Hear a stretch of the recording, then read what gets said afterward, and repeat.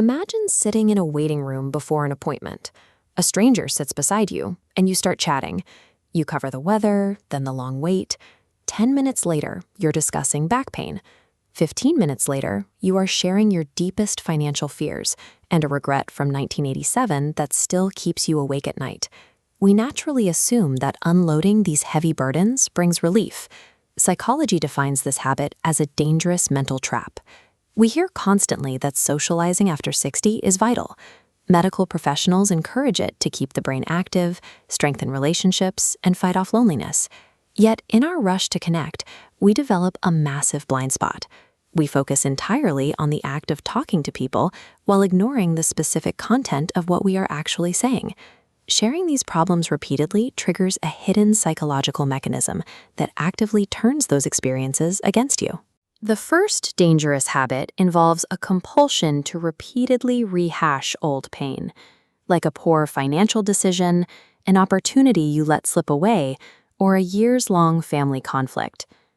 This flowchart illustrates emotional rumination.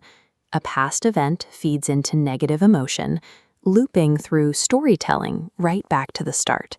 There is no exit. Every repetition reactivates the exact same physical responses. It's like rewatching a sad movie, expecting a different ending. Venting about conflicts without taking action scratches the wound open and anchors your emotions in a past that cannot be changed. The opposite side of the timeline carries its own risks. Many people fall into the habit of sharing their fears about the future, predicting worst-case scenarios, and telling their newest plans to highly pessimistic people.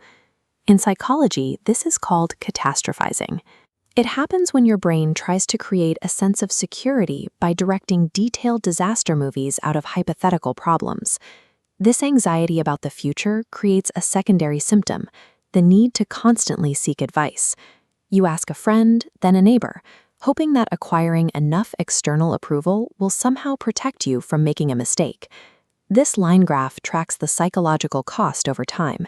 As the line for external advice climbs higher, internal self-confidence steadily declines to zero. Self-reliance is a muscle built through practice, and avoiding independent choices causes that muscle to atrophy.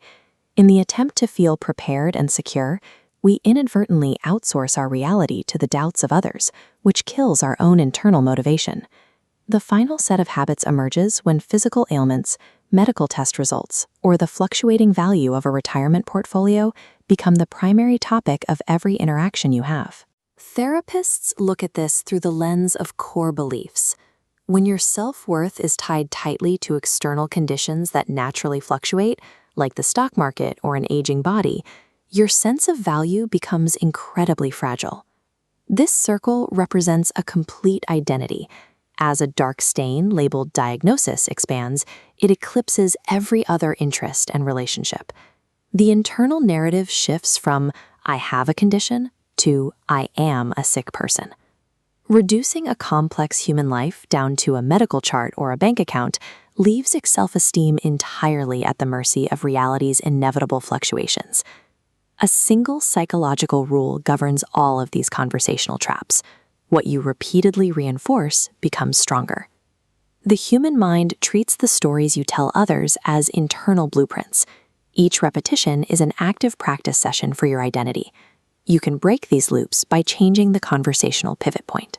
Instead of retelling the details of a past regret, force yourself to explain exactly what that experience taught you.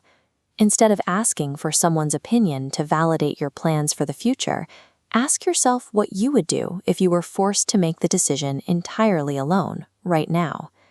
And in the present, whenever you provide a friend with a medical or financial update, mandate that you follow it up by sharing a recent joy, a new hobby, or a point of curiosity.